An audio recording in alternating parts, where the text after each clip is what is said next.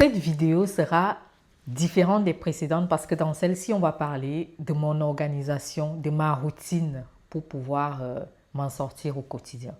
Mes proches me demandent très souvent, Jane, comment tu fais pour t'en sortir? Comment tu fais pour porter toutes les casquettes que tu portes au quotidien? Sans plus tarder, je vais essayer de répondre à cette question en étant le plus transparente possible. Pour ceux qui me découvrent pour la première fois, je suis Jane Précieuse, je suis maman. Je travaille comme aide-soignante de nuit et il y a quelque temps, j'ai pris la décision de me lancer sur YouTube. Quoi de mieux que vous parler de mon métier, de ce que je fais au quotidien. Je travaille comme aide-soignante de nuit depuis quelques années, comme je l'ai dit, et à côté de ça, je fais d'autres choses. Je me suis lancée sur YouTube parce que c'est mon réseau social préféré. Je consomme beaucoup de vidéos sur YouTube. C'est mon exutoire. C'est l'endroit où je me sens le mieux. C'est un peu mon échappatoire pour ne pas rester cantonnée dans ma zone de confort, boulot, dodo, maison. YouTube me permet de m'évader. YouTube me permet de créer, parce que là, je suis dans la création et je vais vous raconter en quoi consiste une journée avec moi. Pardon, j'ai un petit chat dans la gorge, j'espère que vous le prendrez bien, parce qu'en ce moment, c'est pas trop la forme avec le temps qui est fluctuant. Ça change, tantôt il fait froid, tantôt il fait chaud, et ça a un impact sur la santé. Ceux qui passent par là et qui traversent aussi ces turbulences au niveau de leur santé mentale, physique, bah, coucou à vous, prenez soin de vous et ne vous laissez pas abattre par le temps, vivez le bien. Généralement, je commence autant pour moi, généralement j'embauche à 19h45. Avant ça, je m'arrange pour que tout soit prêt. Quand je dis tout soit prêt, c'est pour les enfants, parce que je suis maman, comme je l'ai dit tout à l'heure, de 3 enfants, des jumelles de 9 ans et un petit garçon de 3 ans. Donc avant de sortir de chez moi, il faut que tout soit prêt. Le repas, pour qu'ils puissent manger à 20h ou plus tard à 21h, ils sont au lit. Donc je quitte la maison à 19h20 et j'arrive dans mon lieu de service peut-être 10 minutes avant, ou parfois un peu plus, ou un peu moins, en fonction de comment ça circule, s'il y a des embouteillages ou pas. Alors, j'embauche à 19h45.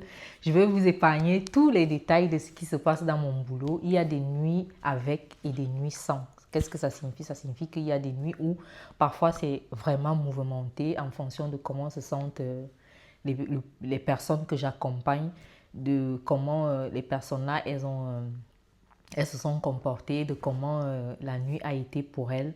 Parfois, ça peut être que physiquement épuisant et même psychologiquement. Il y a aussi des nuits où ça peut être calme, où on peut se permettre de se poser un peu et de faire parfois de la lecture, de regarder un petit des choses sur vite fait pendant notre temps de pause. Et pour finir, ma nuit, c'est souvent à 7h15. Je débauche à 7h15 et j'ai 10 minutes, maximum 15 minutes pour arriver à la maison.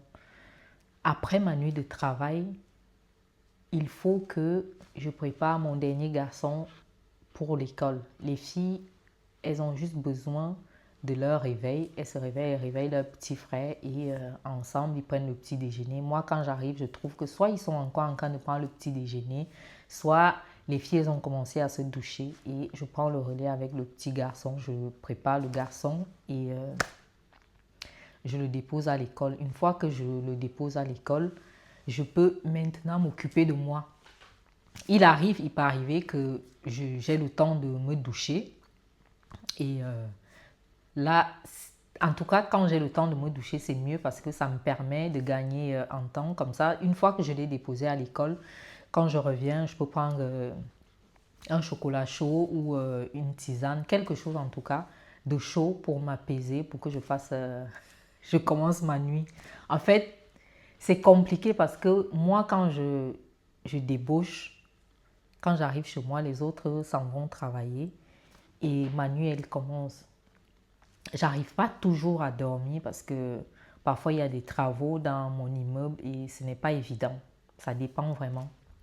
Quand c'est calme, j'arrive à dormir 4 heures, 5 heures, parfois plus. En fait, c'est assez fluctuant, c'est pas quelque chose de figé, c'est pas quelque chose de... Parfois même, j'arrive pas à trouver le sommeil. Parce qu'après une nuit de travail, on est épuisé mentalement, physiquement et même psychologiquement. Parfois, j'arrive à trouver le sommeil, parfois pas du tout. Donc, ça dépend. Mais généralement, je dors un peu et vers 16 heures, je peux aller récupérer les enfants à l'école. Et ça me permet de pouvoir faire autre chose. Entre-temps, quand je me réveille, je peux faire une lecture parce que je me suis remise à la lecture et ça me fait du bien, ça me permet de me projeter, ça me permet de créer aussi.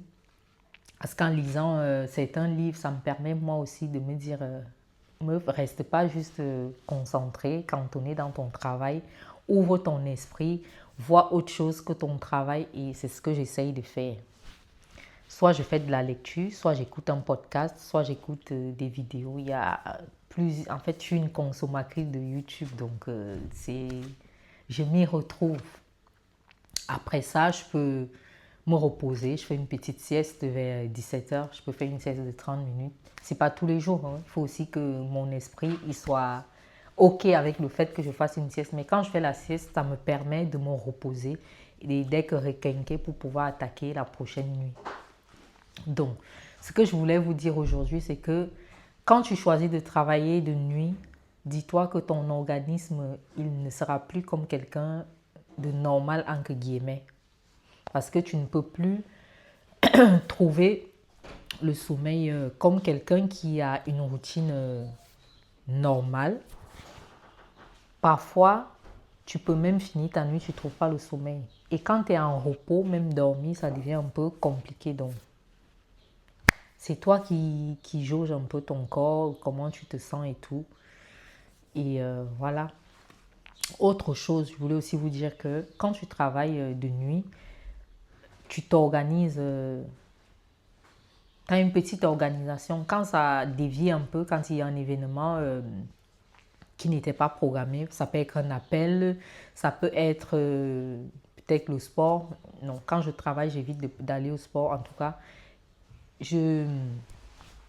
j'alterne une grande semaine, une petite semaine. Quand je suis dans ma petite semaine, je peux me permettre d'aller au sport 2 à 3 fois par semaine. Mais quand c'est ma grosse semaine de travail où je fais 5 nuits, je ne peux pas aller au sport tout le temps. Je vais une fois. Donc, je ne vais pas au sport. En plus, je suis KO, je suis fatiguée. Donc, ça se ressent sur mon corps. Même créer, même réaliser mes vidéos, ce n'est pas évident. Donc, réfléchissez bien avant de vous lancer dans le travail de nuit parce que ça chamboule tout votre organisme. Quand les autres dorment, vous avez tendance à être réveillé et quand les autres se réveillent, vous avez envie d'aller dormir au petit matin. Voilà. Qu'est-ce que je voulais vous dire d'autre? Je voulais aussi vous dire que ma vie, elle ne ressemble pas à tout ce que vous voyez sur Pinterest ou sur les réseaux. Non, ce n'est pas du tout ça. C'est vraiment une vie basique où je priorise comment je me sens. En fait, je fais les choses même si je suis quelqu'un qui aime bien fonctionner au feeling, mais il faut quand même un minimum d'organisation parce que si tu n'es pas organisé, ça casse tout le délire. Avant que ma journée commence, je sais déjà ce que j'ai à faire. Si je dois, par exemple, inclure ma création de contenu, je le fais dans ma petite semaine parce que j'ai un peu plus de temps. Dans la grosse semaine, c'est compliqué parce que physiquement, ça ne suit pas. Donc, j'évite de créer du contenu pendant ma grosse semaine de travail. Pour finir, qu'est-ce que je dirais? Je dirais que en tant qu'aide-soignante, le petit conseil que je pourrais vous donner, parce que je sais que ceux qui vont vouloir regarder cette vidéo, ce sont des personnes qui sont soit infirmiers, soignants, travailleurs de nuit. Ne restez pas cantonnés dans votre métier de soignant. Il faut ouvrir l'esprit avec la lecture, avec l'écoute des podcasts. Vous allez peut-être découvrir d'autres choses que votre travail.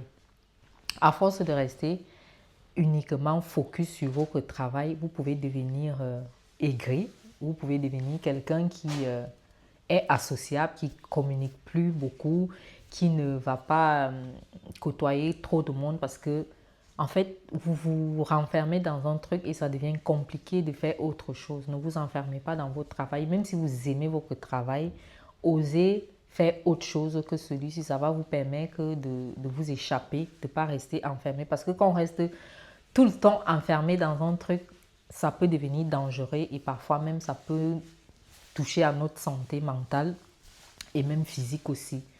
Osez aller faire autre chose. Si vous n'arrivez pas à trouver autre chose à faire, demandez même autour de vous, demandez aux personnes qui vous connaissent bien, vos proches, demandez-leur dans quoi est-ce qu'ils vous voient, quels sont vos hobbies, les choses que vous êtes capable de faire.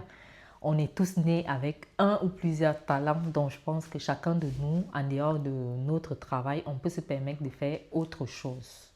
C'est le petit conseil que je voulais vous donner aujourd'hui.